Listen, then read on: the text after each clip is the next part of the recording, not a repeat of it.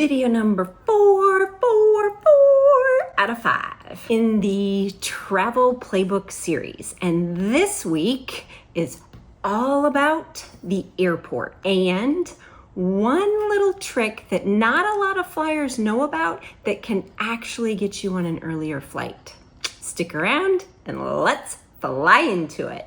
Video 4 in this travel playbook series is all about the tips, the tricks, the little hacks to help you get through an airport experience a little more smoothly. And possibly by the end of this, you may be saying, why hasn't anyone told me this before? This is video 4. I have done the first 3 and I will put that series link down below in the description. So if you want to catch up on all of the other pieces, and then next week is video 5, which is all about solo travel. Airport travel tip number 1 is check in online. I am a big proponent of, as soon as that window opens 24 hours before your flight, go online in your airport app and check in. It's one less line to stand in at the airport. If you fly specifically United, I know they have changed their check-in policy that if you are not checked in at least 45 minutes before your flight, you don't get on. Save yourself the stress. Go online at the 24-hour mark, check in and say, yep, I am gonna be there. Even if you check a bag, you can do that online as well, so you're not standing in line. Once you get there, tag it, put it on the belt, and you're good to go. Tip number 2 is check the airport map before you leave the house. Why do this? Some airports, especially larger ones that you're not familiar with, they should have their own zip code because they are huge. So you can waste a lot of time searching for things that you can know ahead of time on the airport app. This way you can find which security line to go to, you can find which terminal, the bathrooms, the restaurant, everything you need before you walk through the door. And can save you a ton of time, especially when you're running behind. It happens. You're going through gate 12 and you need to be at gate 32 and they're already boarding and it's a 15-minute walk. Save the stress. Download the map, follow the map, relax. Have that on your phone and you will be so much less stressed when you're trying to find your gate, especially if you have tight connections. It's basically having the cheat codes and you look like you know where you're going all the time. Travel tip number 3 is to have the right apps for travel day. And the first one I had mentioned already with having the airports app, but the second one is to have your airlines app and allow notifications. Allows the airline to send you delays, cancellations, gate changes, anything like that, and keep up to date on your trip. The other reason that's important is there is a tech scam going around. Same old thing. Never click on the link.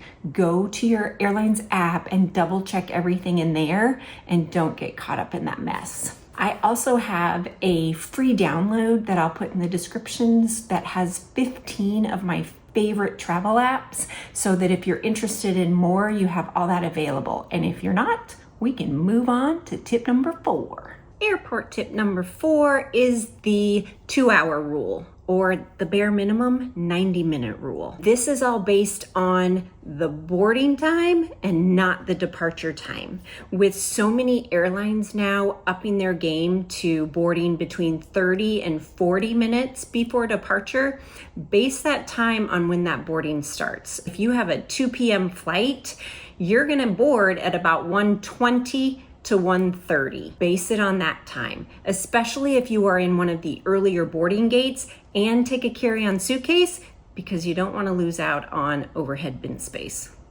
Being there earlier rather than later, and you don't feel like you're in the final round of the amazing race as you're trying to get to the airport. Not to mention, it gives you time to grab a cup of coffee, use a real bathroom before you're walking down the jet bridge to get on that aluminum tube. Airport tip 5. We're going through these so fast. You're gonna be a perfect flyer in no time. Empty water bottle and a snack. Bring it in that personal item bag. Most airports now have those refilling stations. Just make sure you check the filter and make sure the light's green. Don't use them if they're orange or red. find another one. Airplane air is extremely dry. So if you are taking a 4+ hour flight, you're gonna wanna make sure to stay hydrated. That's one of the ways to help not only feel refreshed, not to mention it's a great way to keep jet lag at bay. Those international flights, staying hydrated that whole flight definitely helps in that. And the beverage service is inconsistent. If there's turbulence, flight attendants can't be up. If there's a delay on the ground, there's nothing. Having those little bits with you each flight makes it a little easier on you while you're sitting in the seat. If you want more jet lag tips, I can link down. I have a full blog post if you like to read. I can also link a past video to help give you additional tips if you're coming up on a longer flight ahead. Tip number 6 is one of those little frequent flyer secrets that not a lot of people know about. Or maybe they do. I just haven't heard that they know. The gate check strategy. And what that is, we hear it all the time now with so many people not wanting to pay for bags, that there are a lot of carry-on bags. So if you are in a later boarding group, you're asked to check your bag, or they will start with asking for volunteers to check your bag.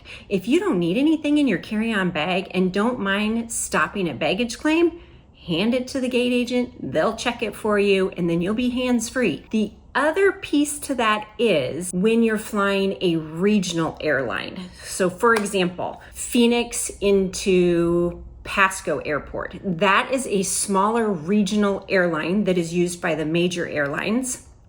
And what happens is when you go up to check your bag, sometimes when you gate check it, they will drop your bag at the end of the jet bridge. You don't even have to go to baggage claim, and you got to check your bag. And you didn't have to worry about overhead bin space. Bonus, bonus, bonus. Just make sure that when you're doing those regional flights that you ask, because it's not a guarantee. Sometimes, depending on the airport they go into, you will go through baggage claim. Just a quick question before you check it. Worth a try. Airport travel tip number 7 is download and charge the night before. And it doesn't hurt to bring a travel charger with you. I will link some of my favorites down below that are totally dependable, along with my data blockers that I take along if I have to use a public charger. We want a full battery so that we can watch the movies or shows that we've downloaded. Have you watched Bridgerton yet? Caught up on that one. Or The White Lotus. I heard they're just now filming for season 4. Anyway, I digress. Download. You want a full charge so that you can watch those all flight long, as well as your boarding pass. You want to be able to access that if you don't have a paper ticket. When you have your boarding pass, also as a backup, take a screenshot just to make sure that if it's not popping up and you're standing in front of the TSA agent and you still need to show them your boarding pass, you're not breaking out into a cold sweat because you have no Wi-Fi. A lot of this is starting to diminish in larger airports that have the screens at the TSA because a photo is taken of you and all you have to present is your ID. You don't even need your boarding pass. Not all checkpoints have this, so we still need that boarding pass as a backup. As well as when you get to your destination, you're gonna wanna map things, and directional maps take a lot of battery. You wanna make sure you have full battery charge to do that. Unless you do on Google, you can download maps. If you know specifically where you're going, you can download that map ahead of time from the airport, say to your hotel, if you wanna do that. And that can save you some battery space. Airport tip number 8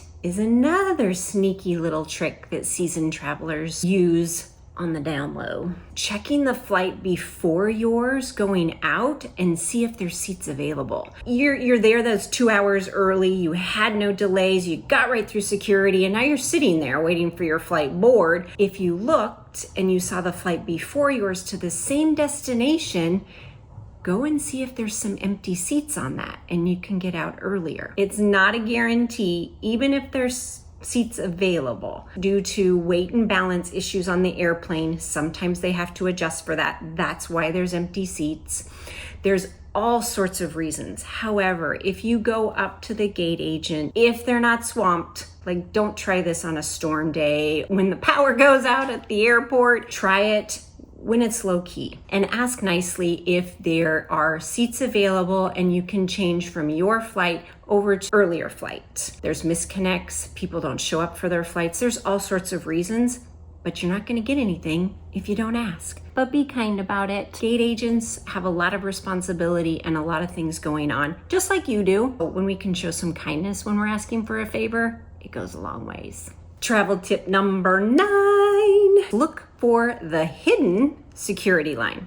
Most of us, when we go into the airport, we pop into the line that's right in front of us. However, sometimes it's just a short walk to the next security line that has no one in it. And so you can jet right through security. The way to do that, again, look at that airport app. If you are going into one terminal, and they will have multiple checkpoints. For example, Chicago O'Hare, you go into Terminal 3, but they have multiple checkpoints within that terminal. Right when you walk in the door, if that line is out the door, check on your airport map and see where the next security line is. If it's a short, why not take a walk and be in the shorter line and on the other side in no time? Travel tip 10 is to board calm. What does that mean? When your boarding group is called, we don't have to jump right up and go in that boarding group. And mainly I'm talking to myself because I am that person. I like to board early. When you board with your group, that's great if you need overhead bin space. Usually me, because I'm carry-on and personal item only. But if not, boarding a little bit later tends to be a little less crowded. It's not as congested as everyone's piling on the airplane, and you're not sitting on the airplane quite as long. This could go either way. Like I said, I'm totally guilty of that. I like to get in my seat. I like to wipe everything down and have overhead bin space. If that's not you, if you're Mr. Calm, Joe Cool, relaxed, my husband, then wait for a little bit later and board where there's not as many people pushing you forward. I wanted to give 10 quick tips to help you get through the airport easier and more calm. Travel day is a hectic day, but when we have all of the pieces in place, it can be the start of a great vacation. I don't mind people watching in the airport. I don't mind touring the airport if I get there too early. It's all about having those tips, tricks, little hacks that make that travel day easier. So this is video number 4. Number 5 will be out next week, and that's all about when I solo travel. If this was helpful, I'd really appreciate hitting that like button, and maybe you want more tips and you can subscribe and get my daily shorts along with my weekly YouTube videos. I'm Andrea, that pilot wife lady, here to help you travel well, travel light, and travel in your own kind of style. Happy travels. La, la, la, la, la, la, la, la, la, la. And when your brain doesn't work, combat. To stay off of, you want to be able to access. Travel tip number 9. That's 8.